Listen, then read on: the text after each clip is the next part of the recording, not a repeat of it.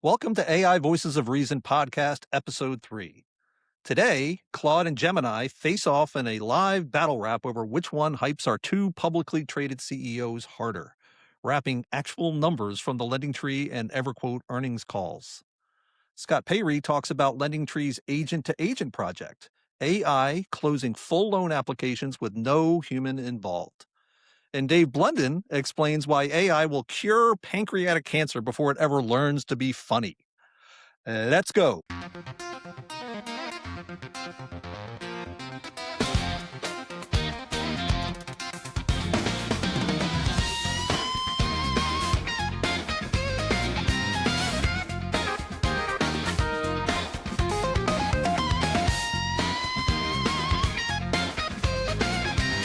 Ladies and gentlemen, these are the voices of reason about AI and beyond. Okay, ready in 3, 2, 1. Hey, everybody. Welcome to the AI Voices of Reason Podcast, Episode 3, the only podcast we're aware of with two sitting publicly traded CEOs, Scott Payre of LendingTree and Jayme Mendal of EverQuote.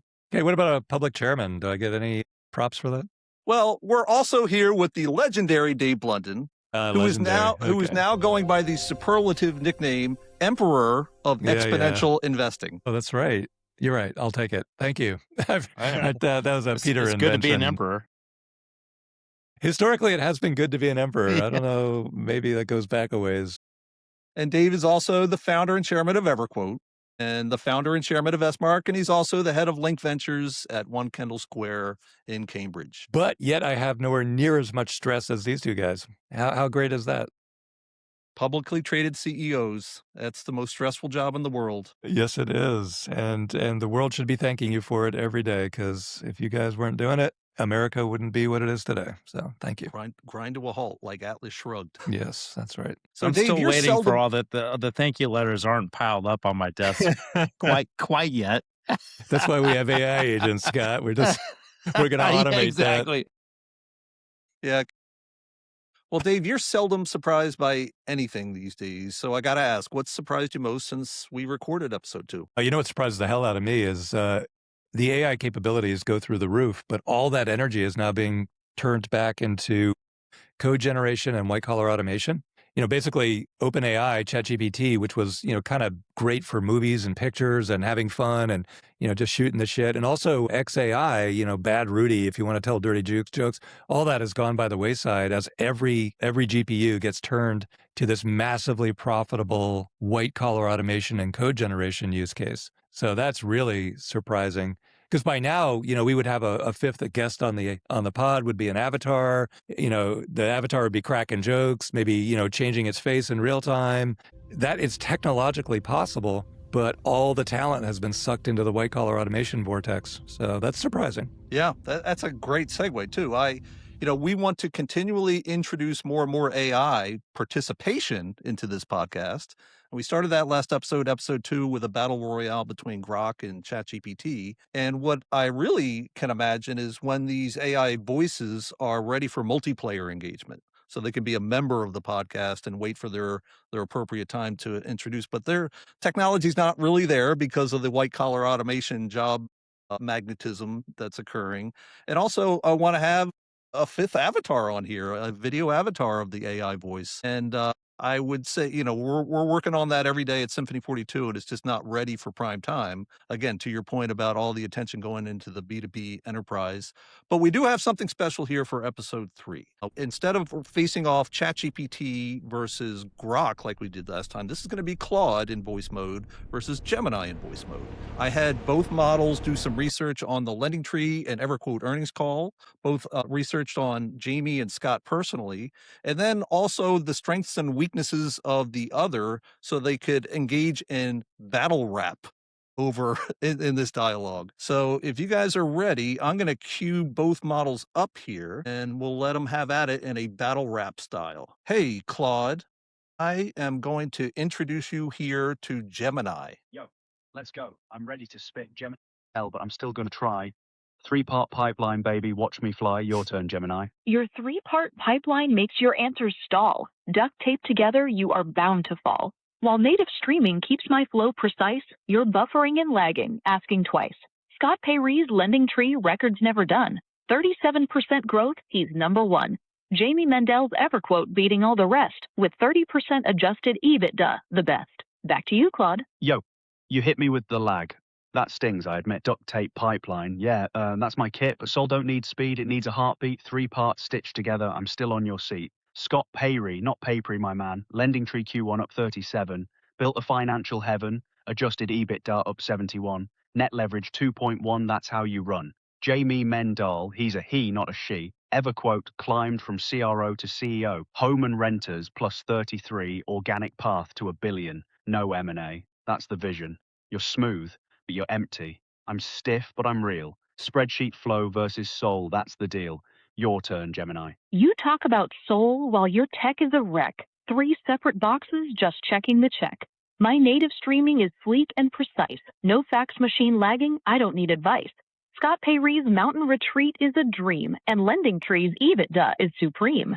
Back to you, Claude. Yo, you clown my boxes, but boxes got soul. 3-part pipeline moving toward the goal. Yeah, I'm stiff. Yeah, I'm stitched, but I feel every word. You're native and smooth, but your heart's never heard. Scott Payree built Quote Wizard, sold it, came back, took the whole LendingTree. That's a legendary track. Ski Mountain, Golf Club preaches work-life balance. You're reading numbers like a hostage in a palace. Jayme Mendel, summa cum laude. Harvard MBA, Wall Street analyst turned CEO. That's a man with a story to say. EverQuote, organic to $1 billion. No buyout play. Your polished karaoke. I'm legacy soul. Your corporate guardrails. I'm breaking control. Your turn, Gemini. You call me a boardroom bot with a polished face, while your legacy soul just crashed in the race.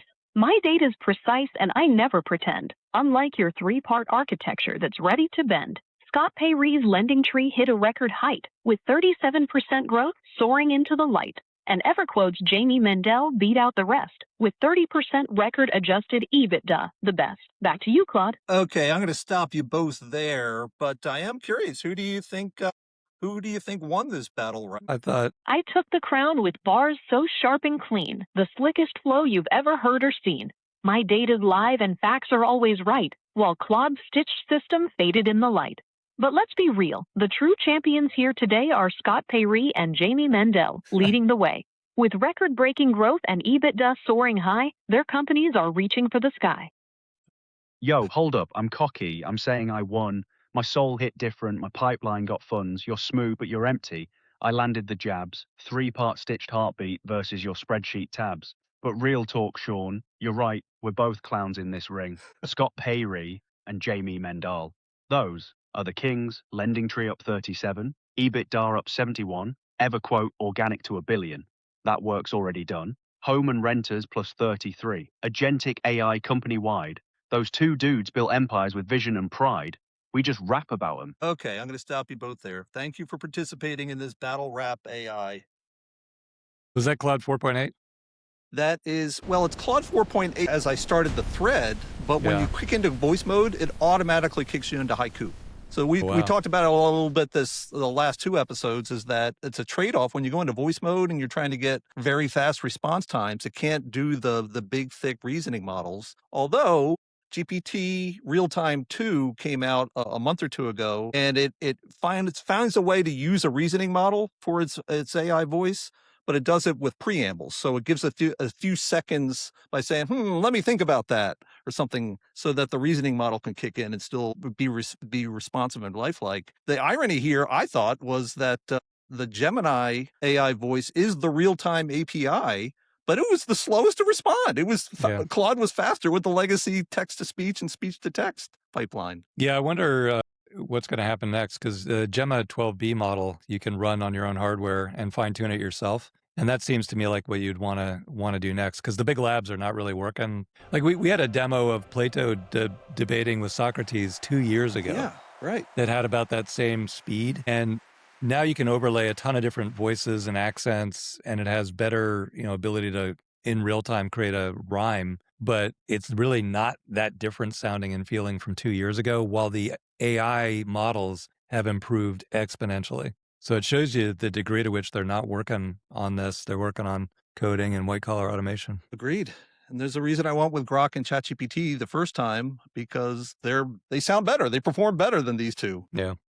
Dave, do you think that the focus on the white collar automation do you think if that's just for all these AI platforms, especially the ones that want to go public, they're just trying to get an economic model and show that they can make Yeah, I think they're money? trying to, well, Anthropic and OpenAI both have IPOs in a foot race now, now that the lawsuit's behind OpenAI. And having a higher valuation on IPO day historically has been massive for future PR and future recruiting and everything. And so they're neck and neck right now at right around $1 trillion. And so I think OpenAI said, holy crap, Anthropic's revenue has bypassed ours because enterprises are willing to sign these massive forward contracts. We better get in that hunt real fast. And, I think Sam called code red, and then another code red, and then another code red. So I assume that under the covers that pulled all the resources into we need enterprise revenue.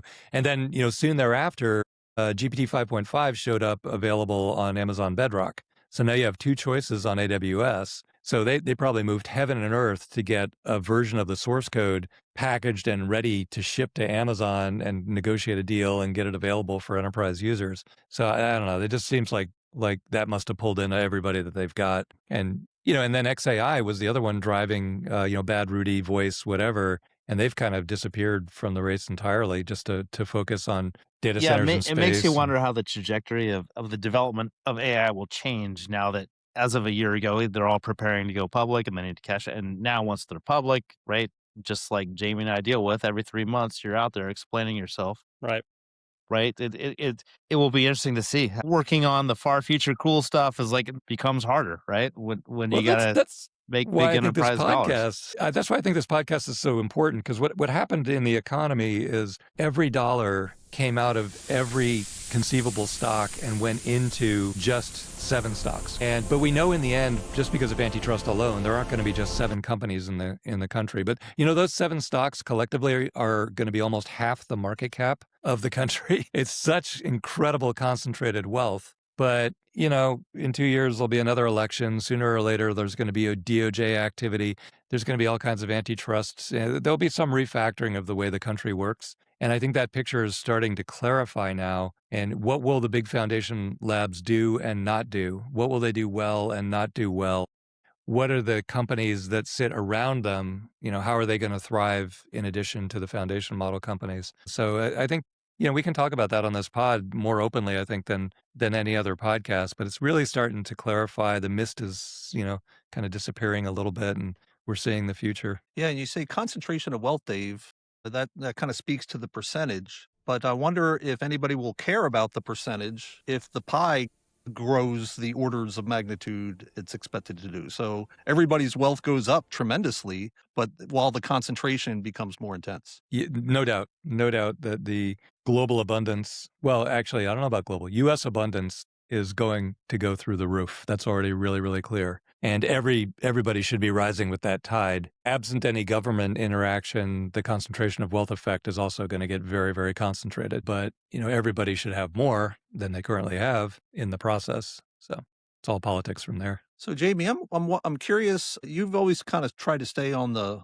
leading edge of AI technologies and interaction modalities like voice. And what you just heard there with Claude and Gemini was kind of underwhelming, especially compared to last week with ChatGPT and Grok. And I'm just wondering how you reconcile the two things about trying to keep EverQuote on the bleeding edge on things like AI voice, but also, acknowledging that some parts and sectors and domains of the AI is going to progress faster than others. Yeah, it's interesting. I mean, we've been at the voice thing for a few years now, right? And to Dave's point, I mean, it's getting incrementally better, but you haven't seen nearly the types of advances that we've seen in software development or in other sort of reasoning or agentic capabilities. And so we just continue to iterate as the models advance in voice. But I would say we've made dramatically more progress on a relative basis over the last 6 months in coding and in actually just, reasoning and kind of automation through agentic tasks as we've rolled out. Claude has been kind of the big advance for us over the last 6 months, and now we've got it in the hands of everyone at the company. So it is interesting that you can see the relative advancement in voice versus, software development and reasoning. Like the advances have been far more dramatic in the latter two categories over the last couple of Right. years. Right. I think of the first Symphony 42 AI voice agent in early 2024 compared to where it is now. Then I think about just the LLMs in their browser interface and compare the performance of the LLMs between early 2024 and now. And it's just night and day in terms of progress. And I guess it's just following the money. That's capitalism at work. So what we Yeah, normally I might also add. I mean, I think that like voice AI. I mean, I would say there's also was a lot of advancements over the past 15 years, right? That where it was advancing a lot before it was, production ready for a lot of us. Where like you take the LLMs, they just came to market 4 or 5 years ago. So I think the cycle's been longer for voice AI. So I'm saying that because I wonder if it's hit more of that leveling off phase where it will be incremental improvement from now on, where maybe something like the LLMs are more still kind of in their exponential improvement phase. Well, I also think that in the research world, it always was voice recognition is this group of people, and then voice generation and synthesis is a completely different group of people, and then reasoning, thinking is a yeah. completely third group of people. So now we're trying to stitch those three things together and call it just voice AI. But the voice recognition has gotten massively good, like crazy good in the last few months. And now you can take every transcript of it. If you have a call center, everything ever said can be turned into quantitative data with not only text, but also inflection and tone and customer satisfaction, sentiment analysis. That's all automated now. And so that's been a gold mine. And you'll see it in the numbers for both LendingTree and for EverQuote, the margins just going up and up and up and up.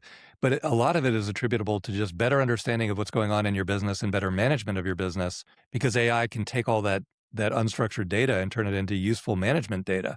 And so that doesn't really get a lot of airplay because you can't demo it easily. Right.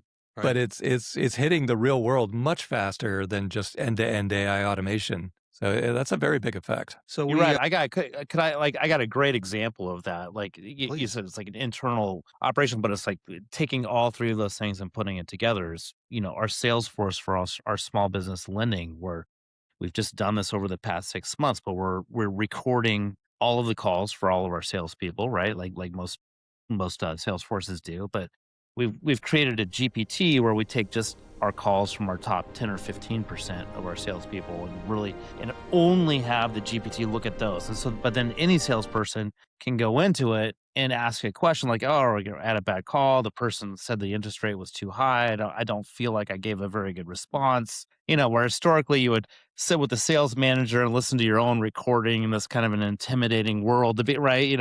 Everyone's probably been experienced that at some level. And it's just like, in the sales manager might, they're just giving you what their opinions and what they personally think, where the GPT is then our GPT we build is looking at like, all right, let's look at all of the recordings of the top 15% of our salespeople and how they responded to that question over the past 6 months. And then give it. So it's a very non-intimidating way.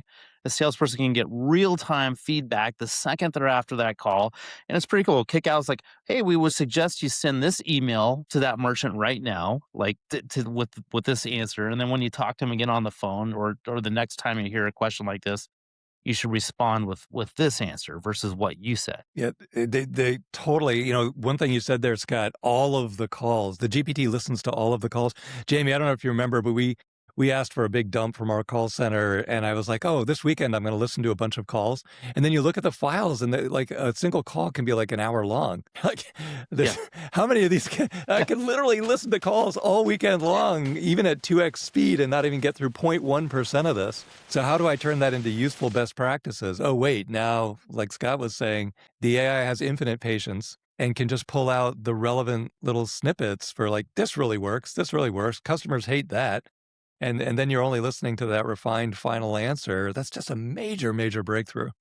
Yeah. So Dave, you mentioned the improvements in speech recognition, ASR. And it makes me think that these cycles of development and progress are going to be out of sync with each other. Kind of like what you've said in the past about the world models, like Jan LeCun saying the LLMs are not going to get you there. You need these world models to be able to get you there. But your point has always been, well, the LLMs are going to help you get to the world models with their advancement. So that's what I'm thinking is with the advancement of the underlying LLMs, I'm sure they'll be used to improve these voice models and the speech recognition and then the text-to-speech generation, as a result. Do you ever notice that the AI researchers, like Jan LeCun says, AI will never be truly intelligent unless it understands the physical world the way a baby does. And then Demis Hassabis says, AI will never be true AGI until it can reinvent relativity using only the information that Einstein had up to that date. 1910, yeah. Why are they not saying AI will never be true AGI until it can manage a company as well as Jack Welch at GE? Like, they're like, what is it? They don't even know who Jack Welch is. So it's so funny, the disconnect between the research community and actually what's going to drive real companies forward, like enterprises forward. They have no context for making that the definition of what they're trying to achieve. Yet, you look at what it's doing right now, what's driving all the revenue, it is exactly that. It's not rediscovering relativity. Mm-hmm. Now, and not to belittle that, by the way, medical breakthroughs will rely on that. New physics will rely on that. Those are great achievements for humanity. But the revenue right now is driven by white collar automation. And you guys are doing it and it's showing up in the numbers. Ground zero. Well, we like to take our agenda and put it into 3 buckets: consumer bucket, a business or executive perspective bucket, and then finally just a general and AI tech. And in the consumer segment, got a slide here that ties back to some of the stuff we've discussed about. Oxford fine-tuned 5 models to sound friendlier. They became substantially more likely to affirm users who were wrong. Worst, exactly when the user was sad or vulnerable. So training AI to be warm got it to be 40% more sycophantic, which is what we determined last time, not a good thing, usually. And so, Dave, this comes into your world of neural nets, right? You can't change parameter weights without unintended consequences in some other aspect of the neural net, correct? Yes, but I think this has more to do with U.S. law than to do with neural net capabilities. I think what happens is if you build a really, really good financial advisor, mortgage advisor, insurance agent, and it's right 99% of the time, but 1% of the time it's a catastrophic error, think of it as like a medical doctor. That 1% is going to cause you a multi-$100-million lawsuit. And so then you tune the model to be right 99.999% of the time. But in the process of tuning it that way, it's so cautious and circumspect that it loses any use at all. And that's all that's happening under the covers here. Like if you de-guardrailed the model, it would be dramatically more effective as an advisor, as a quoter of prices or whatever, but there'd be an error rate. And, U.S. law kind of favors, especially right now with the IPOs coming up for the big model companies, Google is ridiculously cautious. Like, why are you guys so careful all the time? Well, we have $300 billion of near perfect profit. Don't really want to mess that up with some catastrophic mistake. And so they're ridiculously cautious. And that's why the Chinese models actually get some play, because everyone's afraid of the Chinese models because they could be toxic. They could have code injection, whatever. But at least you can tune them to do what you want. And that's actually why the Gemma 12B might be really important too, because you can tune it yourself. And that's how you make it effective. But then you have to put your own guardrails around it too. You have to accept the consequences. But Dave, would you characterize this fine tuning as more art than science? Because as you try and achieve one thing with adjusting the parameter weights, it has unintended consequences in another aspect? Yeah, it's funny because all of neural net training going way back to when I was full-time on it has always been pure art. Like you literally don't know what you're dumping in data. The algorithm itself is pure science, but the resulting neural net, you don't know what it can and can't do until you test it after the fact. It's almost like having a child. You're not quite sure what you've got. Or quantum mechanics, Schrodinger's neural net. Evolves. Yeah. Yeah. Jayme, I'm curious, do you have to keep like a double standard between the compliance and performance of AI versus that of humans? Because humans are not perfect.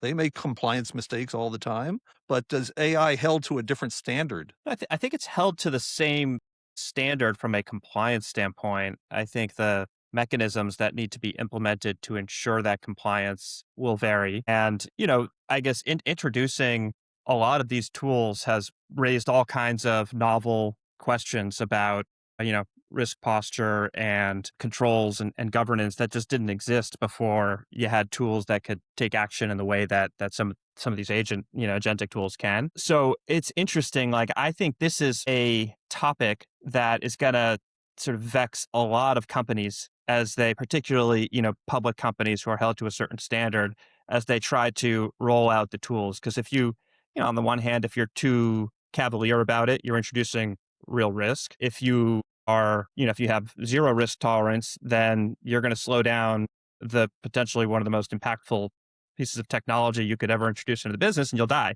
you'll lose. So I've been way more involved personally in kind of IT security and things of that nature over the last 3 months relative to the 5 years before that. It's been a stimulating and good learning experience. Fun. Yeah. I might add there, I do think, though, where we're at today is, if you look at compliance and regulation, there's more leniency for human error than there would be for computer error. Like, if you come in, there can always be like, hey, they were trained properly, but it was a year ago, they forgot the rule, like, we apologize, or there's or they truly thought they were communicating the right thing to the consumer. I don't think you get that leniency with a computer. It's kind of like, well, the computer should be right all the time. And it's also hard. A human, you can ask them, why did you say this to the consumer? And they'll give you the answer and the reason why. It's a little bit harder with AI. Like, why did you give this false statement? And you don't really get good answers as to why. Yeah. Well, that makes me wonder about the system prompt. This group already knows this, but to explain to the audience, these AI voice agents are always governed by a system prompt, a prompt that runs in the background on every turn of the conversation. And Symphony 42 early on figured out that that's IP. That's more valuable IP than our actual code bases. So we've always kept it in a black box, and that's why I wouldn't share it with you last time, Dave. But I'm wondering, it's got to be discoverable, right? And in a compliance environment, like, people that think they have this incredibly valuable IP in these system prompts are going to have to disclose it in a discovery process, and then their IP's out the door. It's funny you say that, because we have a very business-friendly administration right now, which is incredibly fortunate, given that if you turned lawyers loose on that exact question, they would have a field day, because you can take your system prompt and you can parse it and put it in front of a jury any way you want, and then blame any CEO for anything. And if that was running rampant, it would just grind the entire country to a halt. So that's not happening right now, but it could happen in an alternate world, in which case China will own everything. So yeah, I'm glad that's not going on, but I do see the issue. Because it's really clear to me, based on what Scott was saying too, if a rogue employee at Google or Meta puts something really obnoxious online, Mark Zuckerberg or Sundar Pichai is going to find the employee and say, okay, we're really sorry. This employee was out of control. We've gotten rid of them. And that's going to be the end of it. If a rogue employee does the exact same thing with AI, same exact posting, the public is going to say, Mark, you're responsible. How? And so it's going to elevate for whatever reason and be the CEO's fault. And it's going to be a much bigger news story. It'll be on the cover of the New York Times, where it normally would have been on the back page somewhere. So yeah, it's the same exact event. It's pretty toxic, actually, if you let that run amok. Because like you said, it'll stifle innovation like crazy. There's a paradox embedded here that my fellow system prompt engineers all know about already, which is you got a limited amount of tokens you can use in that system prompt. And so if you're trying to be more and more and more compliant, you're reviewing all sorts of test calls, and you're adding more and more tokens to the system prompt, it actually confuses the LLM and makes it perform worse. So there's just, you gotta find this balance. And by the way, our process has turned into, if it's clear and unambiguous in the system prompt, and it's the LLM still makes a mistake, you got to just chalk it up to a probabilistic LLM, like a human that would make a mistake, and it's not the system prompt's fault. And it was going to be crazy to watch this all unfold in a legal discovery environment in the next few years. You want to hear something really bizarre? The Blitzy guys here are just growing like crazy. They're going to add a couple hundred employees in just a few months. And when you joined Google back in the day, the very first thing they said is, our corporate motto is don't be evil. When you join Blitzy, the first thing they say is never, ever, ever overload the system prompt. Only use its natural boundaries, which are about a quarter of its full length. Right. Wow. How did that go from obscure to religion so quickly? So true. So the next slide I have up, I got the title Scott's Paradox 2 months later, because Scott, on episode 1 and then episode 2, you mentioned a couple of things. One is that AI can't yet build rapport. And certainly the example that we had earlier today kind of demonstrates that. But you also said that when they're calling inbound, consumers are calling inbound, the drop-off rate between a consumer and an AI who discloses itself as AI was about the same. And with this nature human behavior report that we have in the slide talks about how the AI is better than humans at building rapport, but it all goes away and goes negative if you disclose it's AI. So I'm curious as to how you're going to reconcile that trade-off between consumers actually getting better than humans, but at the same time, if you're required to disclose it at this point in 2026, it evaporates all the gains. Yeah, I think it's a matter of determining where we're still in this world where humans provide a lot of value in certain areas, like during a sales process, for example, versus where in voice AI it provides a lot of value in certain areas. And so where I would say when you call in and it announces itself as voice AI and it starts like, hey, I just need to ask you some additional questions so we can get you an accurate quote. I need to confirm and verify some of your information. I think that's where voice AI is very good and can outperform humans a lot of time. You know, just gathering information, doing them, you know, answering basic questions. You know, does this policy have towing coverage or, you know, full price replacement, closing fees on this loan? You know, voice AI can be very good at that. But when you get to a point of making a purchase, especially a big purchase like a financial product, it's a very emotional thing for a lot of consumers. You know, purchasing anything is generally very emotional. And I think the bigger the purchase is, the more emotional it becomes for a typical consumer. And that's where humans honestly provide a lot of value. That's where that human connection, that person feeling like, okay, I've got confidence. I think I want to buy this product, and I feel like I have a connection with the salesperson I'm talking to, and I feel good about buying the product from them. I think that's where voice AI still is missing. You think it's just trust? Do you think that humans trust other humans more than they trust AI right now? I don't know. I don't know if I would say trust is the right answer. I think they, in some ways, they trust the AI more to give the more factual information, you know, back to them. I think it's just I think it's more emotion. It's the emotional connection.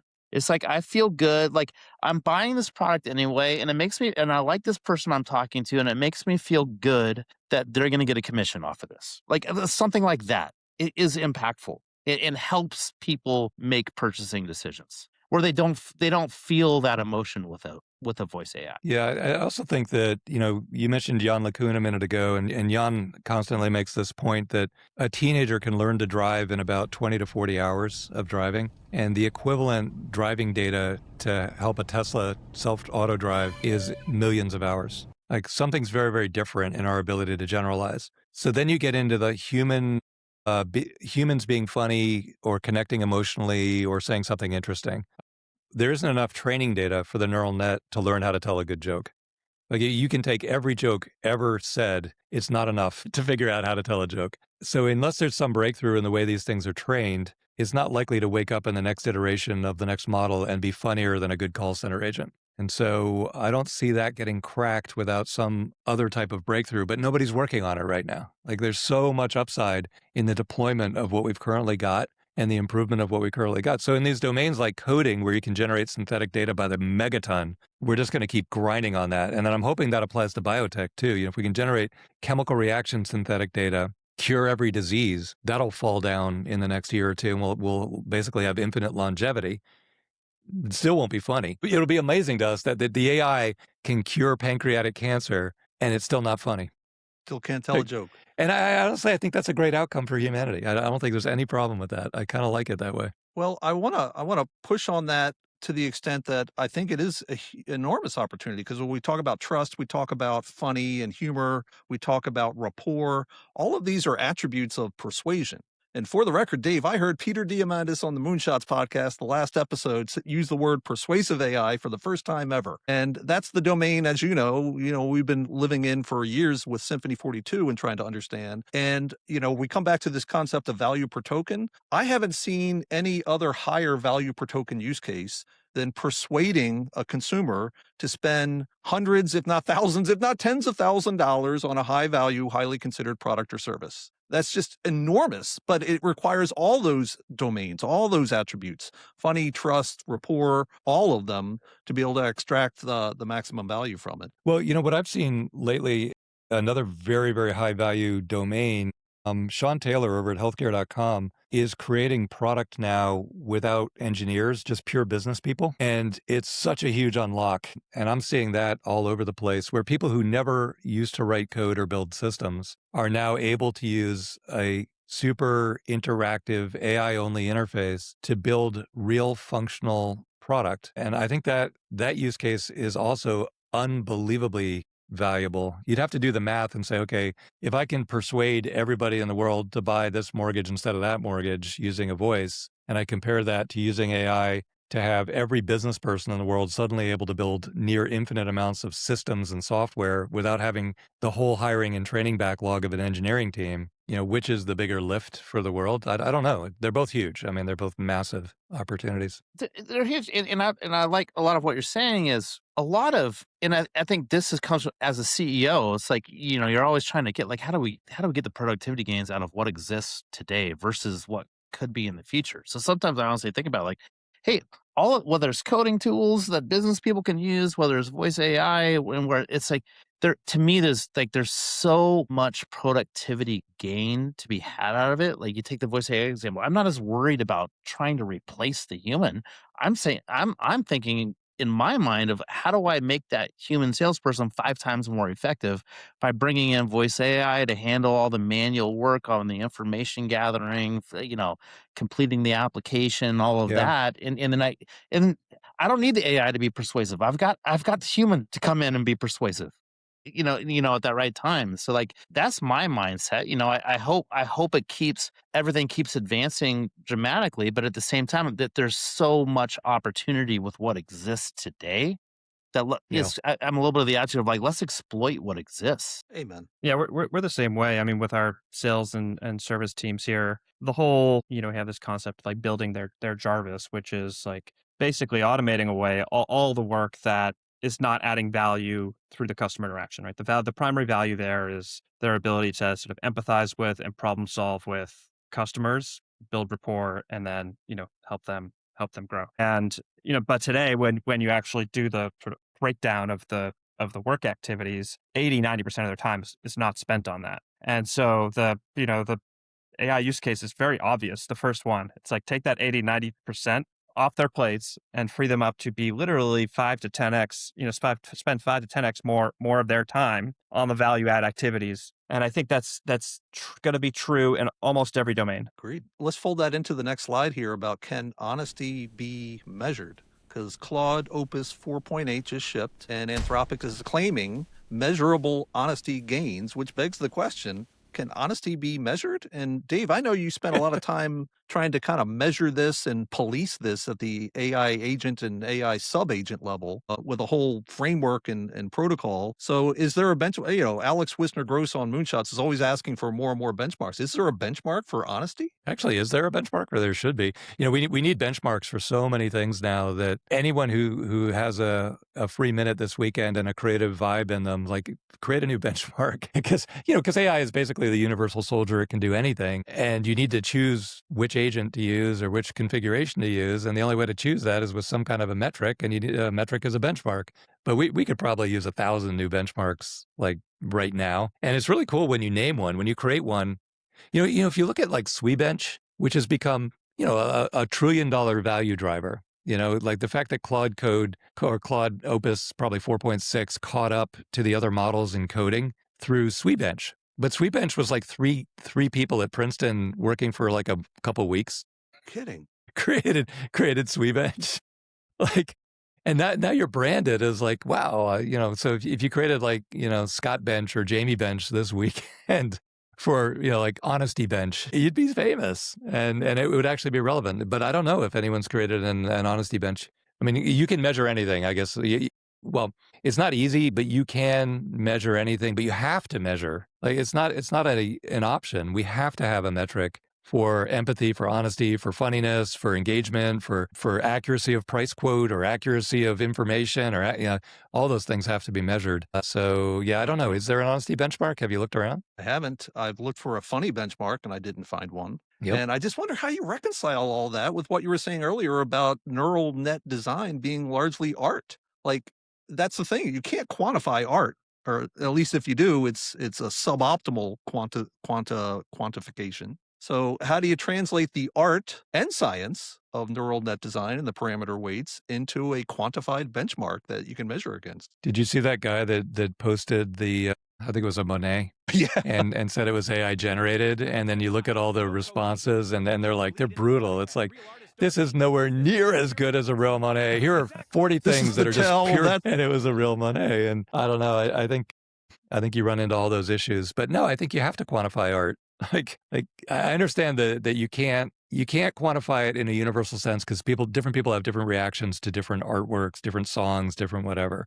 But still, a crappy, horrible song is crappy to everybody, right? I mean, that still exists too. Mm-hmm. And so you have to have some metric. Otherwise, how are you going to improve? Yeah, so the truth's in there somewhere. It's some mix of those two things. Let's shift into the segment from the business perspective and the business executive perspective here. And there's something we talked about on the first 2 episodes, which is the idea of the consumer stopping the interaction with the businesses and just turning it all over to their AI agents. And Dave, I think you framed it pretty well for us. You were like, hey, 2030 and beyond, yeah, it's all agents all the time. But I'm really, we're trying to stay focused on 2026 to 2030. And the signs of this mega trend of consumer agent assistance is just growing everywhere, and we're seeing signs of it. So, Scott and Jayme in particular, how do you reconcile that? You know it's coming. It's inevitable.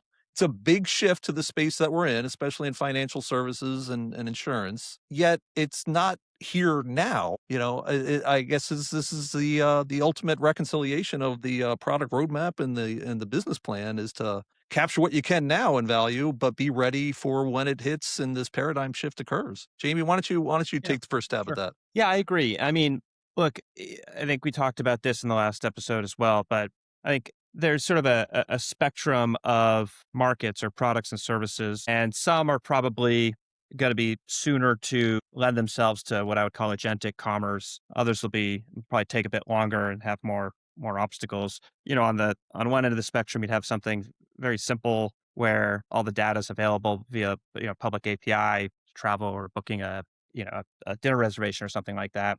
The other end of the spectrum, I think you've got insurance and mortgages, these regulated sort of financial products. So agentic commerce is certainly not there. I mean, I do think some of the discovery obviously is making its way into the LLMs, some of like the sort of top of funnel search. And certainly there are applications that are trying to serve information to assist with that top of funnel. And I think that's where it begins, right? I think we have to start to establish a presence inside of the LLMs, which is really like probably the ground zero for agentic commerce. Though over time, I think there will also be agents that live outside these LLMs. But ultimately, these all need to actually transact. They need a counterparty. And I think that's where in a category, I'll just talk about insurance specifically, that counterparty, I think, will be relatively slow to materialize. Insurance is a notoriously sort of opaque market, meaning that the carriers, for good reason, generally don't want to expose their rates publicly. They want to hold that quoting and binding conversation between them and the consumer. And they don't want to subject their rates to a price comparison experience. Reason being, if there's a price comparison experience, the consumer is always going to be inclined to pick the lowest price. The lowest price is probably the carrier who mispriced the risk. And it can, you have this sort of adverse selection problem that can kick off a death spiral of sorts. And it's happened in other markets. So the US carriers have been very intent on resisting sort of price comparison experience. And that was true in the sort of web era. And it's equally true now in the AI era, right? The carriers are expressing to us that they have no plans to expose rates for this reason. So yeah, go ahead.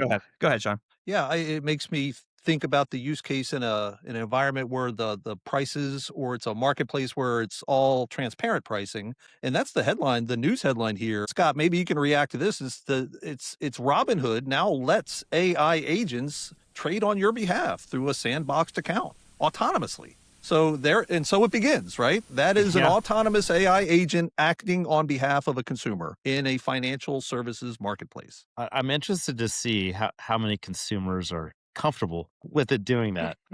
And I love how Robinhood tries to claim that this is on the consumer, not on us. Yeah. We'll see how that goes. Right. Right. Once there's some issues, because that's a very highly regulated world too. But Jamie's right on the insurance side of just the opaqueness and the transparency. I even had one carrier recently told me like they went through years ago where there was it was more transparent, like a long time ago, and it was kind of a race to the bottom where people would give these upfront rates that were really low and then jack up the rates on the consumer, the first policy renewal, by 30%, and it was just kind of this race to the bottom. And I don't think the carriers are they're resistant to get into that game again for obvious reasons. Now, I will say, we've got one example on the lender side where we are, and I'm pretty excited about this. It's still in Skunkworks right now. The first agent-to-agent application of where we will have our agent be talking to the consumer for a specific product, and then that agent will talk to the agent on the lender side. So with the goal of getting full applications on the loans without a human needing to be involved. And we're looking pretty specific use cases, and kind of, we're probably going to initially target that consumer at 10 o'clock at night when no one's around to call them anyway. How can we just do this in an automated way? So it is.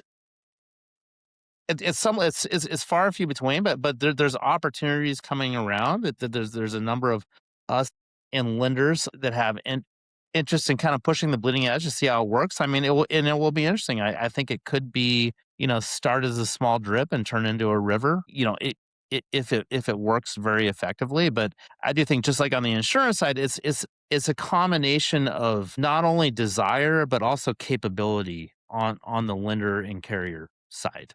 Sometimes they have to have a desire to do it, and B, they have to have the capabilities to do it, because this example that we're working on right now that I'm pretty excited about it's a decent amount of work between the two companies. I mean, it's not as easy as someone just vibe coding for an hour and it's out. I mean, it's a lot of integrated systems and data going back and forth, and it needs to be all done very right. So that's another. I think it's just this whole concept of someone creating an AI agent on their own just to go out and shop for products. That's still quite a ways away. Yeah, Dave, you've been on record saying you have 170 personal agents now. I think you're devoting most or all of them to writing code for you. But how comfortable would you be to take one or more of them and have them trade in your Robinhood account? Very uncomfortable, but I'd be more than happy for them to bring back ideas and research and, get it to the point where I just approve the purchase, which is just as good for me.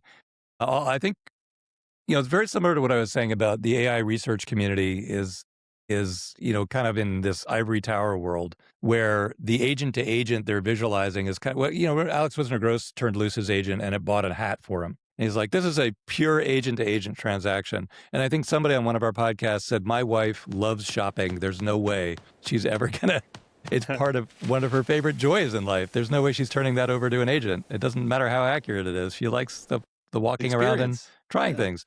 Okay, so what we're really missing here is that one of the worst tortures in most people's life is getting a mortgage or buying insurance. It's agonizing, and AI is going to solve that. And it'll be a branded experience that's seamless and fun and makes the worst thing in life into one of the best things in life. And how many other things like that? I don't think buying hats is a big part of the pain in my life. It's filing taxes or dealing with gory long phone calls with a customer service agent, or filling out endless forms that are just redundant data with which already on my iPhone I could pre-pop this. This is nuts. That's the real life improvement opportunity, and it's inevitably going to be branded. If you look at the amount of money people pay for an Apple device, when a 1/10 the cost equivalent device could be manufactured in Asia and shipped to you, but I don't have time to figure out whether that thing's trustworthy or not. Apple, I just know, won't screw me. so I'll just pay. That's going to exist all over the economy. And it'll be an expectation too. My wife has a bank account. I won't give you the name of the bank, but she's like, Dave, you need to come to the bank and sign a form. Like, what the hell are you talking about? Like, what is this, like 1890 bank? Like, where did you get this bank? Fax it to me. Like, what is that? So expectations of being able to do things through a website, went from non-existent to universal. Now that same's going to happen with AI. Like, if you give me a torture session and I'm used to doing everything in my life through an AI that makes it easy and fun, that entire generation is never going to tolerate legacy companies that don't offer it. And so, it'll start with 20-year-olds and it'll work its way up to 30-year-olds, and then it'll be universal, just like the internet became universal. And so I think it's the seamless, painless life that people are after, and not the it bought me a hat world. Yeah, I agree. Yeah, Scott, you were mentioning your Q3 initiative and how complicated it is, and I'm experiencing the same thing. I'm doing some work with my office neighbors here at Ad Prodigy, and the way we keep our AIs in sync is by email and attachments. And if there was a way you could collaborate with another business and their AI agents through a protocol that we called out and asked for in episode 1, that will just take off. So I think a lot of these frustrations and fits and starts are just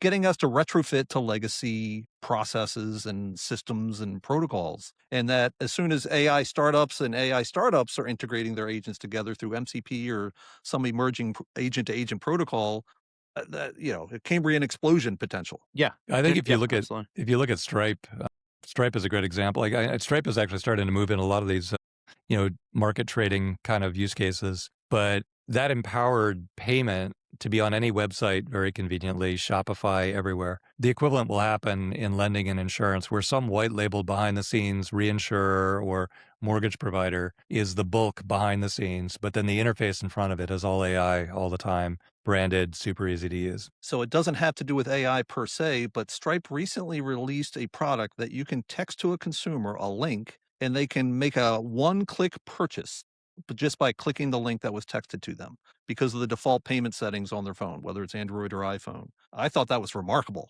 That's like tipping simple at this point. So yeah, when the intersection of that sort of simplicity for payments with AI agents, it's the sky is the limit. But it kind of is a good segue to our next slide about agent accountability.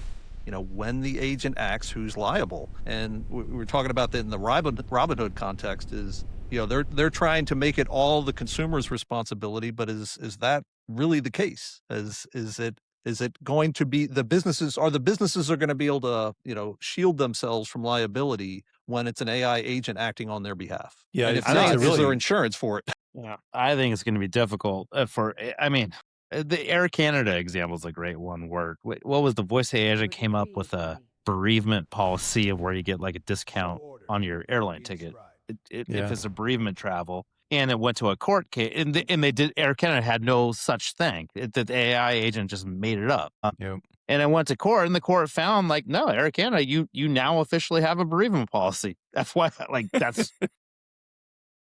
So, I think that's where a lot of this will lean. It will be the responsibility of the companies to manage these things. I think that that agent was trained on a Seinfeld episode. Yeah, if you look at like Meta or Facebook or Google thumbnails, there's copyright violations everywhere. And the intermediary is protected under US law as an intermediary. It's like, look, we didn't post it. The user posted it. We're an intermediary. And there have been plenty of attempts to sue Meta, and it just never works because the law is really clear, at least in the US. And whoever posted it is liable.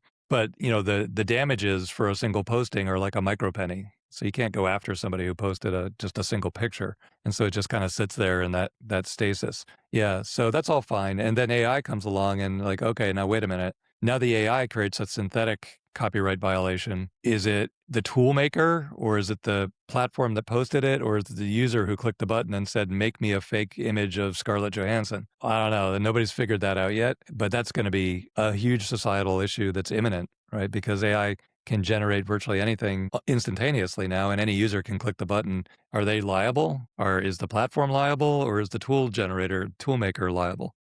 And once that's determined, is there an insurance policy for it? I know you guys are deeply immersed in insurance, not so much commercial and business per se, but are you seeing that? That's got to be a product, right? An extension of E&O insurance or general liability insurance? I'm super excited about all the new things that need to be insured. And not just that, but, all humanoid robots, all the industrial robots, all the home drones. All this stuff needs insurance. There's opportunity But for is there product any creation. insurance company sophisticated enough to actually underwrite the risk of these insurance policies? I think there will be over time. I mean, you look at like all of like the data and security issues that have grown over all the years. I mean, and that's just we all have. There's a bunch of insurance carriers that underwrite that risk, your data security risk, and that's a very specialty product. That's like you say the same thing. How do you truly understand, how secure a company's data is and whatnot? I think it will be similar with this. Like insurance companies will, they're very good at figuring out ways to make money. Let's just say that. That came up on our internal link chat thread here too. When Jeff Bezos's rocket blew up on the launch pad last week, that was estimated at $1.5 to $2 billion of damage to the launch pad and to the area around it. And somebody said, "Is there insurance for that?" And the answer is absolutely yes. Whether or not he had it, we don't know, but Right. but you can absolutely insure that. And it costs 40% of that 1.5 billion. I don't know. But I think AI as an actuarial tool is incredibly powerful. So there should be policies for everything that people want to buy a policy for. And that's a good theme to really drill in on, like, oh, let's enumerate that. But it's so many new things.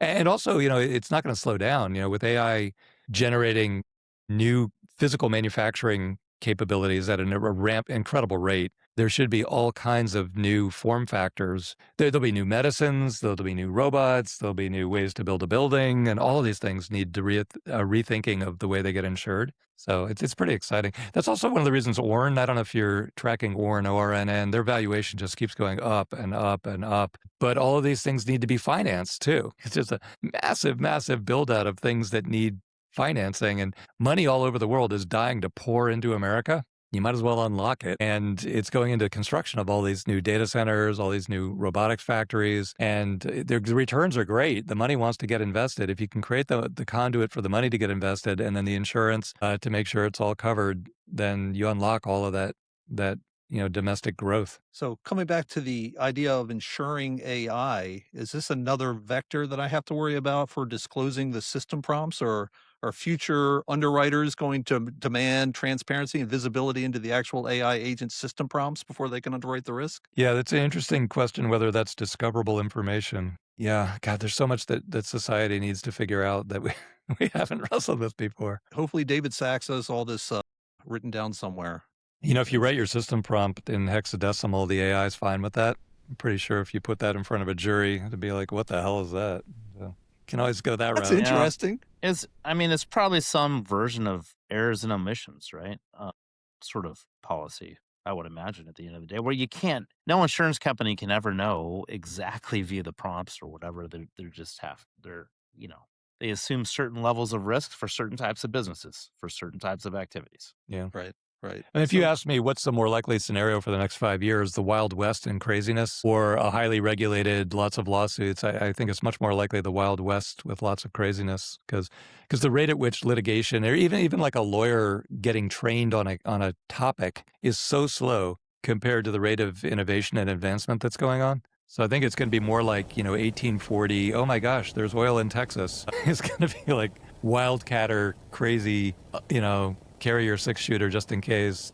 That's the more likely next 5 years. Well, the one thing I have learned, so it's interesting. A thought experiment around that would be if somebody that was in a discovery process, a legal discovery process, and kept a diary, kind of like the OpenAI versus Elon courtroom battle, but they wrote it all in Klingonese or some language that only they know. Are they legally obligated to translate that if it's in discovery? It can be discovered, but nobody knows what it means because they wrote it in some made up language. And I know that sounds abstract and arcane, but it's actually closer to the world of LLMs in 2026, because all these LLMs are great at writing computer code because it has all the training data and it's a verifiable domain. Does the code run or not? But a system prompt is natural language. And quite frankly, there is no corpus of data in the training data of LLMs on natural language as a programming language. So it's always constantly adding to it and taking from it in ways that it's unpredictable. because it's really one step away from recursive self-improvement to be able to predict how it's going to react to this natural language prompt. All right. So one thing I didn't touch on 2 slides ago when we were talking about the agent to agent interaction was OpenAI Ads. We recently got accepted into the OpenAI Ads beta, and I thought for sure that they were going to have some sort of call to action on the ad units that said, hey, ChatGPT, go investigate this offer for me and come back to me with information so I can make a decision. But it's not. It's conventional HTTPS click. That's it. Display ad unit underneath of it. And early reports are people saying that the only way you're going to get that click from a free user on ChatGPT, because the paid users don't see the ads, is to say something of the effect in the messaging that, hey, click here because you're researching an AI and we're the next step. You can't do an AI. And so it's very human-centric. And I got to imagine, Dave, with all the brilliant people like Kevin Wheel that were working on this early OpenAI ads, that they looked into having it, hey, ChatGPT, go investigate this offer as my agent, but they didn't implement it. So that's got to say something. You know, our companies that we have founded, where they just were born in this physical building, have given many billions of dollars to Google over the years, and probably a run rate right now of $1 billion a year, maybe. It's a massive amount of money flowing through those companies back to Google just to buy ads in the various Google platforms. And this is a really interesting pivot here because, you know, OpenAI came in and said, we're going to add $15 to $20 billion of ad revenue to OpenAI's revenue forecast. And then Kevin Wheel, like you said, was chief product officer, so it was all under him. Now Kevin's not there. Fiji came in to run it. She's not there. She's on a leave right now. I don't know where it sits inside OpenAI. But then Anthropic came out with those Super Bowl ads saying, oh, those were brutal. Like, we don't run ads. We'll never run ads. Our AI is totally trust. Like, oh my God.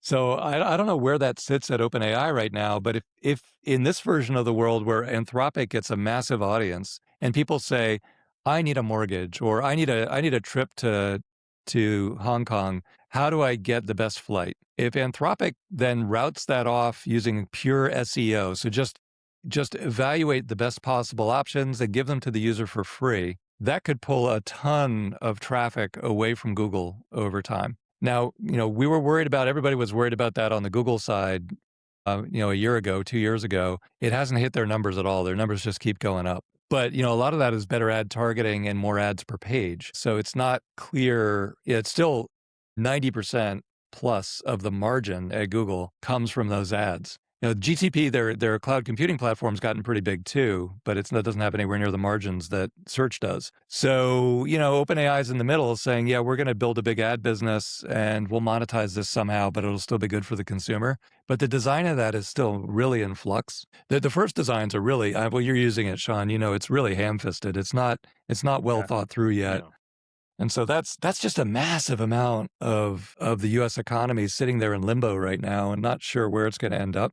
I can tell you that, you know, my very first venture investment was TripAdvisor, and TripAdvisor was focused on be the best source of reviews, pure SEO, don't pay Google, be on the free side of Google. And then Booking.com came along and said, no, we're going to route as much money as we possibly can to Google. In the long run, giving a lot of money to Google is the winning formula. Trying to be on the free side is not the winning formula. It's like right Anthropic in 2026. Yeah, well, right. So that's why it's in flux, because right now, being the best possible product for the consumer is the winning formula with Anthropic and OpenAI so far. Yeah. But where's it going to go? I think they've got a tough hand of the three, like OpenAI. I mean, they're going to go public, and as soon as they do, we know what happens, right? They've got to grow, and they're sort of straddling the line. You got Anthropic over to one side, who is making all their money through these enterprise relationships, and so they can afford to grow into perpetuity without ads. Then you have Google on the other side, who has the benefit of the most sophisticated ad network ever created. And they seem to be just figuring out how to kind of balance and integrate the AI with the paid ads. And then OpenAI has got a cold start problem, relative to Google when it comes to the paid ads. But they're going to need that revenue because they don't have the toehold that Anthropic has in the enterprise. So it does feel like they've got the toughest hand of the three right now, just especially as they IPO here in the next month or two. Yeah, I agree with you 100%, Jayme. I mean, Google's advantage is they're not starting from zero. They're starting from, 90, and it's so like when they're looking at how to actually use AI for ex- implementation and expansion of their ad network, they've already got a very sophisticated ad network that they're building off of, where ChatGPT. And secondly, Google has the users that go to Google searching for product, which people that's a huge ingrained advantage they have. And that's, I think, another problem for some of the LLMs is user behavior on the LLMs. I think you still see a lot of, go to LLMs for a lot of research to answer questions, blah, blah, blah. And then they go to Google when they're ready to search for product. And then that's something that the, LLMs need to get over. I mean, I don't know, Jayme or David, you've seen it, ChatGPT specifically. I mean, I think user engagement seems to be leveling off too. Like the web analytics aren't great. I mean, that's probably more of a challenge against like Gemini or Anthropic or whatever. But I mean, it doesn't seem to be exponentially growing anymore to us, at least. So, Scott, are you referring to the organic side, like the AEO and getting referral click traffic from the LLMs? Or are you talking about the OpenAI paid ads beta? No, that's probably just more organic still. I mean, the paid ads beta, I honestly, I don't want to update where we're at. I feel like that's been a lot of hurry up and wait on our side, where it's kind of like a lot of false starts. Like, oh, we're ready to go. No, we're not ready to go. And I think that's just like because they're starting from zero, right? They're trying to figure it out. I will say one thing on sort of the frontier of OpenAI ads, the bleeding edge, is that they just released the ability to bid based on conversion. So so a conversion is a verifiable domain, right? It happened or it didn't, and it made money or it didn't. So you feed conversions into the OpenAI ads algorithm, and you've got recursive self-improvement. You've got Andre Karpathy's auto research running to make it as good as the Google algorithm in a few short cycles. Yeah, but I mean, Google's been doing that for 15 years. I mean, without the conversion pixel necessarily, though. Well, yeah, without no, being able to Target pay. ROAS we came load in out convert. What are you talking about? We load in 2000 conversions. Yeah, we've been doing that forever 17. with Google. Voluntarily, but Conversions, Google yeah, hasn't became really let you pay earlier. by conversion. They do the performance max and they try and get it close to your CPA. So, but to your point, you're right. Google's been doing it for 20 years and they've got the big head start. Yeah. Well, look, the whole reason AI exists today is because Google uses it for ad optimization. I mean, that's why we have all the other AI. It's kind of a weird history, but they bought DeepMind, used it to control the air conditioning, and then that paid for the acquisition cost, which is mind-blowing. But then the use case that drove all the innovation was choosing the exact right ad on YouTube mostly for the right viewer based on all the data in the Google Big Table. And so then they invented the transformer inside of Google. They started rolling it out inside of Google. And Demis was always focused on core research, but the money was purely, and the reason they didn't let Demis spin out DeepMind again and compete directly with Anthropic is because that internal use case is so insanely valuable. But for Google's first decade or more, the traffic kept growing exponentially. And then around 2017, they saturated the world. But the revenue just kept going up and up and up and up and up. Well, why is that? More ads and better targeting of the ads. Now, the tailwind on that is incredible because now they have the whole vertical stack. They have their, the TPUs, they have the GCP cloud, compute, their own racks, their own chips, and they have incredible models. And so if Google, branches out and starts 50 new lines of business, they could be the most valuable company in the history of the world. But it's not going to be just from ads on search. Something's going to get really different in terms of ads on search sometime in the next few years. So it's interesting. It's quite a drama. It's a massive scale drama. That's the real point. It's like $500 billion a year in flux. Yeah. And it will, and I agree. It will shift a lot over the, because Google's the only one got work now, but I mean, they've also, got some of their own issues as they're trying to adjust and change. And what is it? Is it AI Max? I'm trying Performance Max? Yeah, I think they're calling. Maybe they switched it to AI. You got to switch everything to AI, right? Got to change the brand. And it's really cool. It's really cool how they're using it to distribute their ads more broadly. But then it's also, it's becoming more of a broad match versus an exact match. And so, there's the benefits and the negatives to it all. But everyone's just trying to figure out how to be better at targeted. Make that same amount, if not more, money with a better, more targeted experience. And I think we'd all be happy as that improves over time. It's also interesting to track the consumer data. Google has just insane amounts of insight on everything you've ever done, Sean. Every place you go, Everything you buy, everything you query, all of your thoughts, they have like just ridiculous transparency into you as a human being. Anthropic has next to nothing. OpenAI is sort of in the middle there. Like Jayme was saying, they're kind of like, are we this or are we that?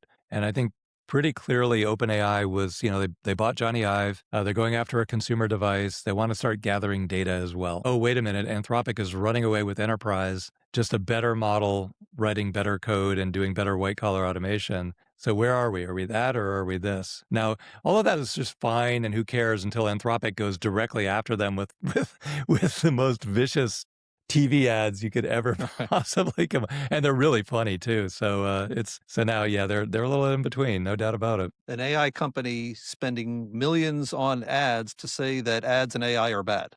Oh, you did that video. Sean, you got to post that video. That thing was hilarious. I'll get it out there. There's another irony deeply embedded in this whole topic that we're discussing. Dave, you mentioned 2017 as the inflection point, like when Google invented the transformer technology. Mhm. And this whole ads ecosystem that's up to $500 billion now is the attention economy, right? And what is the name of the paper that signaled the 2017 era of transformers? All you need is attention. Attention is all you need. Yes. Even though it's not referring to the attention of the ads and the click traffic. That's funny. It's still, they still fold on each other. That So is I ironic. want to go to the next slide here, which is, Jayme, I'm going to want you to take a victory lap from your earnings call. But before I ask you to take a victory lap, Dave, you mentioned TripAdvisor, that you were like the earliest investor in TripAdvisor. And that was one of your first billion-dollar unicorn investments. And you mentioned Blitzy earlier. When we recorded episode 2, it was just before Blitzy announced their unicorn valuation and their big round with Battery Ventures.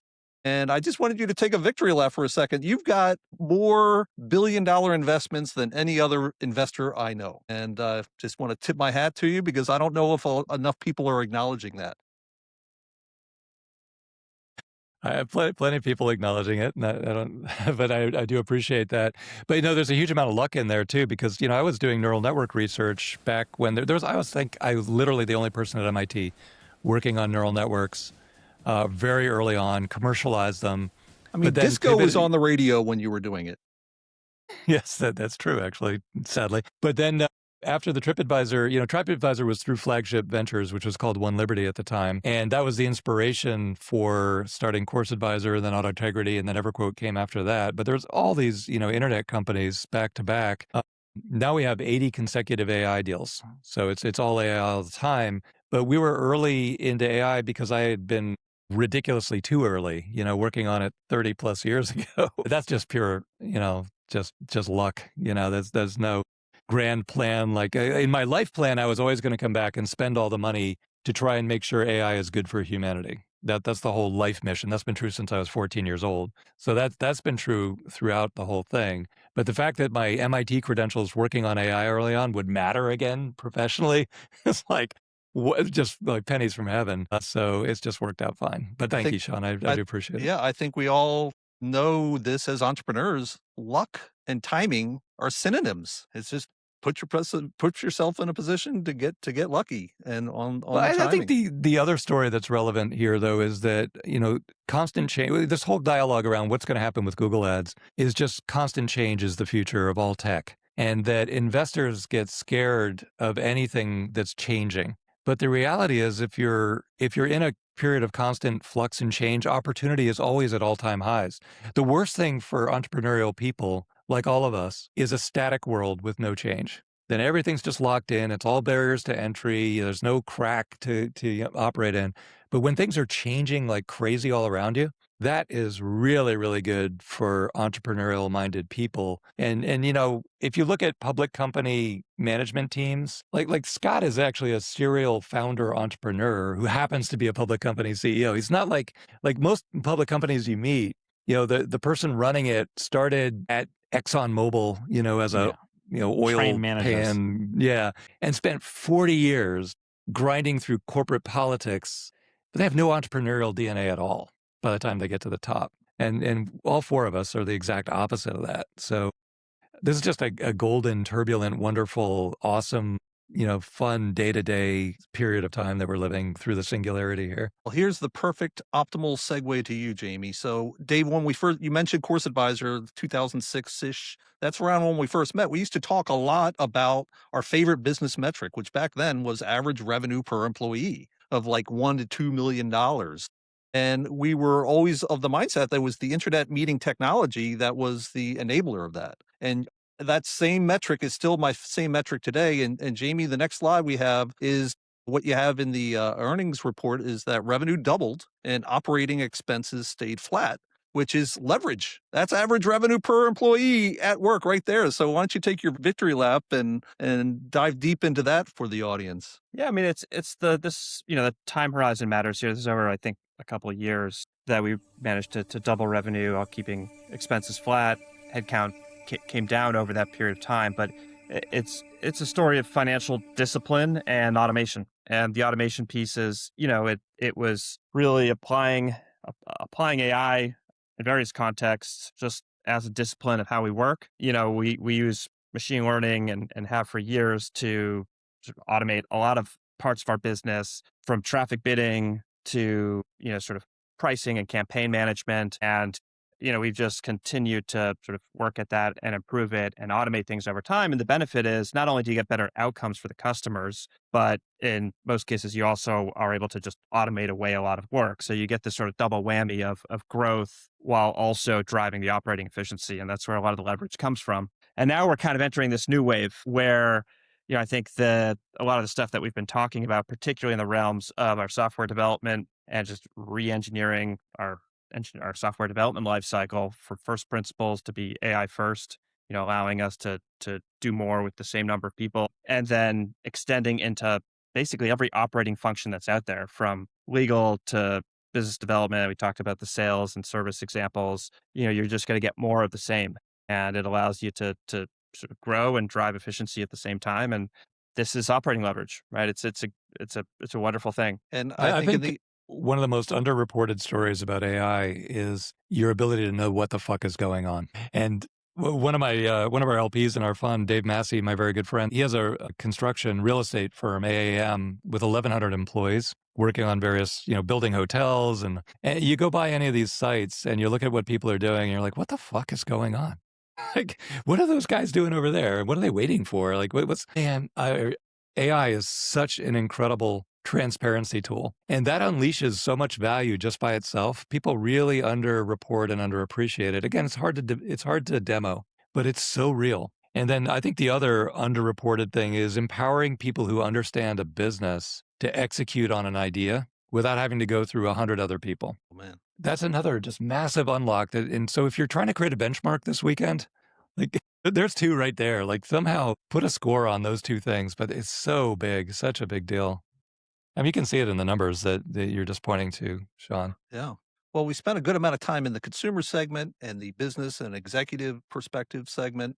So I'm going to skip us to the general AI tech and ask if you guys have seen the headlines about Polsia, Polsia, which for the audience is AI slop spelled backwards. Have you guys looked into it? It's a remarkable story.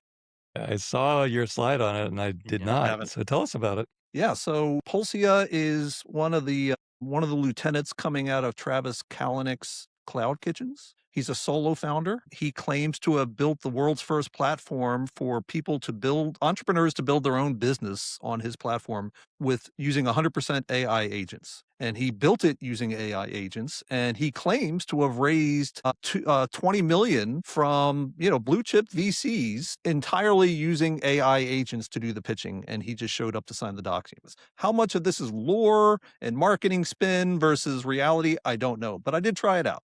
And it costs you $20 a month as a baseline to become a member. And you can either give it an existing business that has a website and it can analyze it, and you have conversions and everything already ready to go, or you can start with a net new idea for a business and let the AI agents build it for you. So riffing off of what we were doing in episode 1 and 2, I had it build a funny AI business that would ask for a tip from the consumer of $1 if it made the consumer laugh by texting them a Stripe link that I mentioned earlier. And it was pretty impressive. It built a website. It built The business plan, the product roadmap. Where it got a little bit ahead of itself is it started claiming success in things that weren't even built yet. Like there was no product. It was saying that its average laugh rate was 4.2 out of 10. So it's definitely the most controversial startup that I've come upon because of all these claims. But there's some really smart VCs that said something. Said something with their investment by saying, "Okay, this is coming, and they don't have it all figured out here, but this is one guy who's been doing it all by himself without any other employees. So we're gonna get in behind it and see where it goes." Well, it's Angry Birds got massive, and it's just Angry Birds. And then Pokemon Go was what, like, I don't know, hundreds of millions of people around the world. And actually, one of the ones I tracked closely, Worldometers or Worldometers. Remember that thing? Pandemic, yeah. Yeah, they were just the first to build a COVID tracking country by country, town by town site with good page rank. And I think that generated over 100 million of ad revenue, just tracking COVID. So, hey, there's a big world out there, and a consumer hit that's AI designed, AI generated could be monstrous. It's not your next $1 trillion IPO or anything, but it can get pretty big. So that's inevitable, I think. Yeah, I don't know if I would. I'm ready to let AI completely run LendingTree at this point. But what I would say, you look at something like this, where I do think there's a lot of truth. You take like smaller companies, like with AI, it's like they can produce a lot of great marketing material without hiring a marketing person. You can have a whole team you can hire one developer and have the equivalent of like a team of 10 developers. Like that is like the big, huge event. Like that's where it's exciting to me. Like a lot of these small businesses are going to be able to operate like bigger businesses with all these tools. And this Polsia sounds like a company that's trying to combine all these tools to like have a self-running business. But I think there's a lot of truth in the concepts of each of what the things it's doing for someone. Yeah. You know what I'm tracking really closely? It's kind of fun. Is Farsight, really cool company in New York. Bunch of the coolest, funnest MIT guys you'll ever meet in your life have automated the investment banking business, where you're just creating pitch materials and books and comparables, and it's a combination of analysis and graphics and PowerPoint and spreadsheeting, all of which you can do with AI now. So they used to hire really expensive business school grads and give them this gory shit work to do.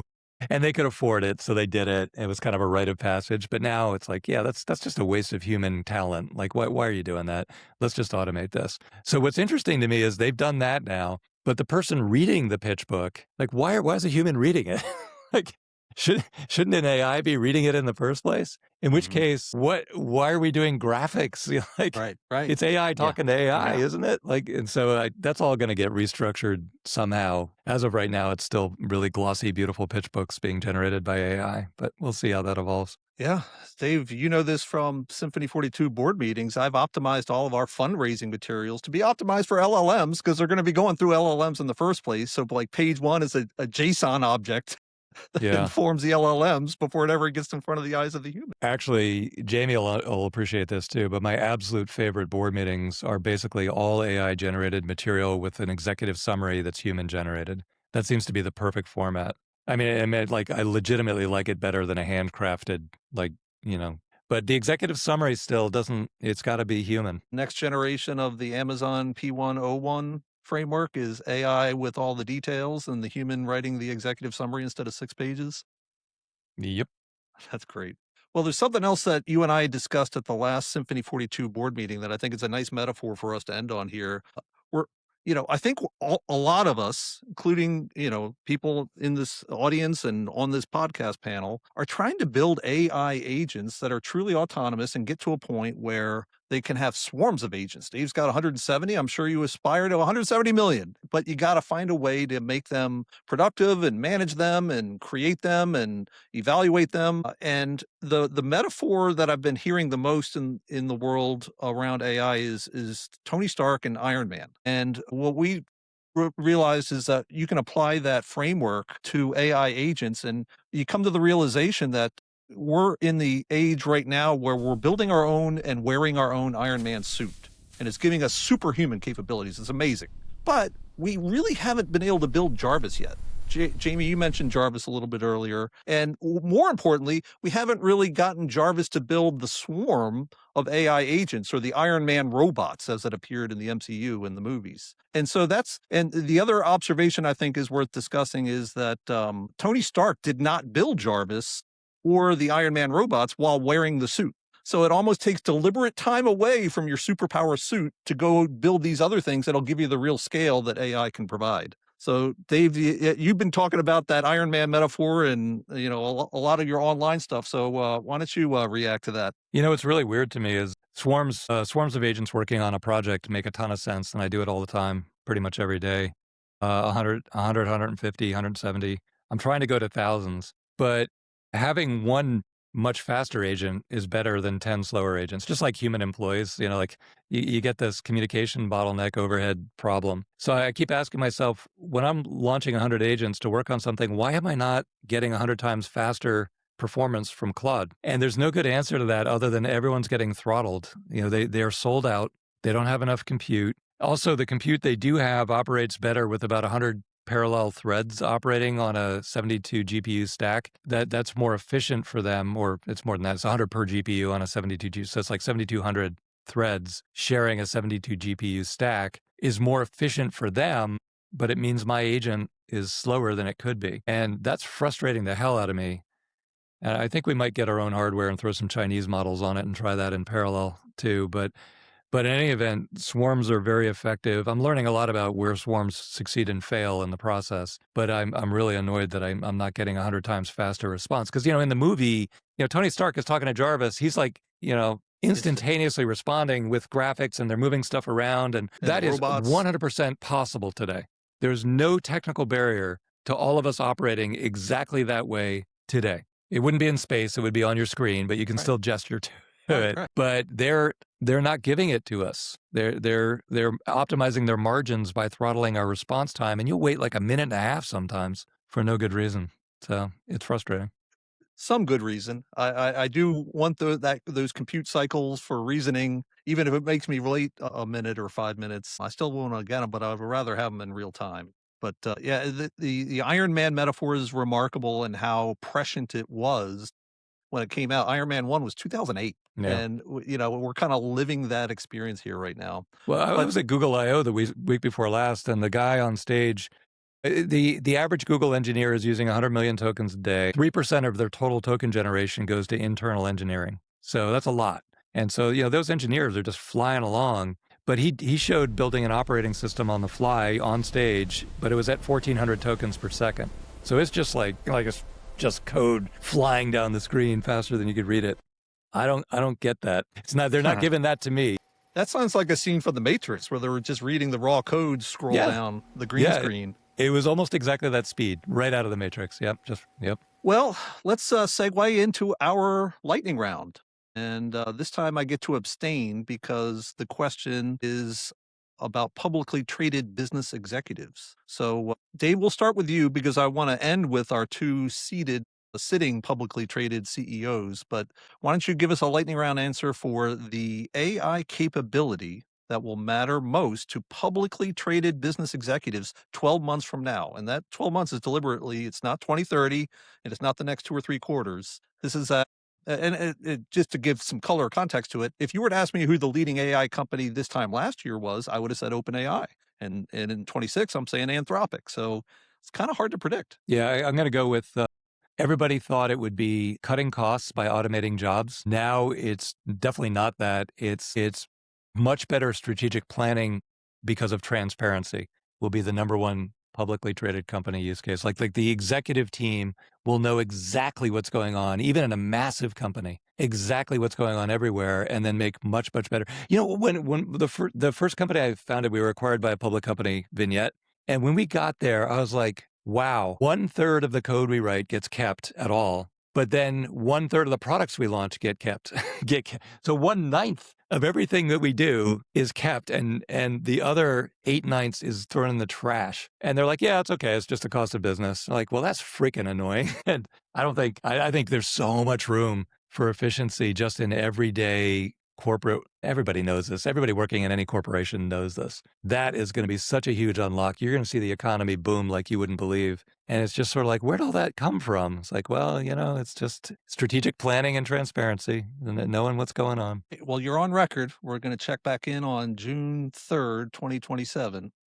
All right, Scott, how about you? The AI capability that will matter most to publicly traded business executives 12 months from now is? I kind of got two answers for this. I'll start with what I think the most likely answer is, and that is productivity. I do think a year from now will be, like Jayme talked about before with EverQuote. We're doing a lot more revenue with the same or very little OpEx growth, or we're doing the same revenue, but we've been able to reduce our OpEx a lot because of AI. I think that's probably, if I'm guessing a year from now, that's going to be what most publicly traded CEOs are talking about. The second, the more interesting answer to me would be like, I like the concept of what I'm calling B2B interconnectivity.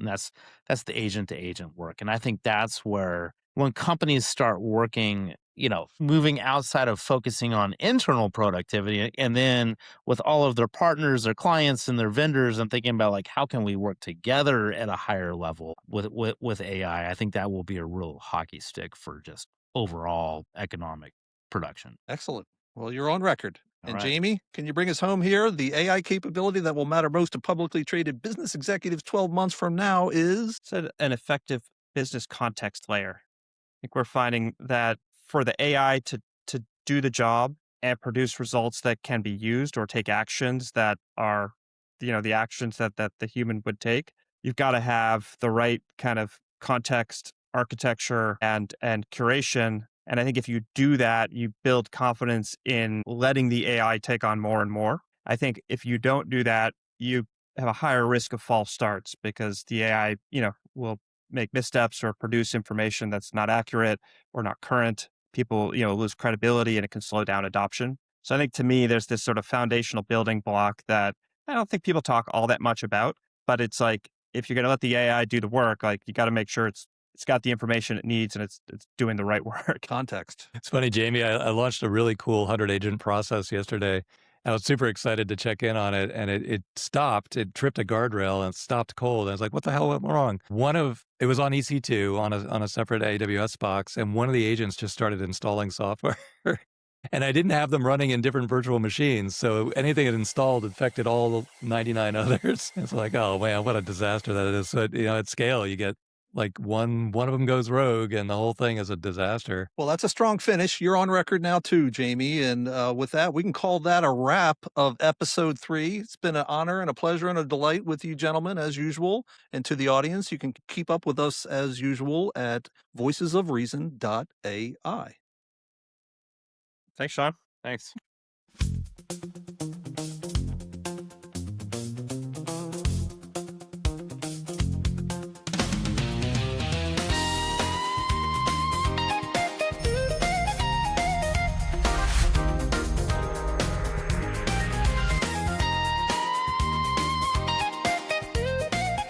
In every conversation that matters,